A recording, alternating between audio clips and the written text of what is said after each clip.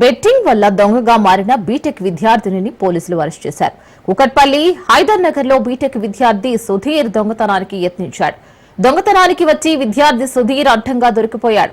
స్థానికులు సుధీర్ ను పట్టుకుని దేహశుద్ధి చేసి పోలీసులకు అప్పగించారు.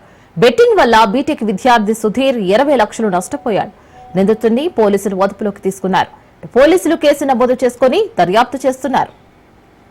బెట్టింగ్ వల్ల దొంగగా మారిన బీటెక్ విద్యార్థినిని పోలీసులు అరెస్టు చేశారు. కుకట్పల్లి హైదర్ నగర్ లో బీటెక్ విద్యార్థి సుధీర్ దొంగతనానికి యత్నించాడు. దొంగతనానికి వచ్చి విద్యార్థి సుధీర్ అడ్డంగా దొరికిపోయాడు. స్థానికులు సుధీర్ ను పట్టుకుని దేహశుద్ధి చేసి పోలీసులకు అప్పగించారు. బెట్టింగ్ వల్ల బీటెక్ విద్యార్థి సుధీర్ 20 లక్షలు నష్టపోయాడు. నిందితుడిని పోలీసులు అదుపులోకి తీసుకున్నారు. కేసు నమోదు చేసి దర్యాప్తు చేస్తున్నారు.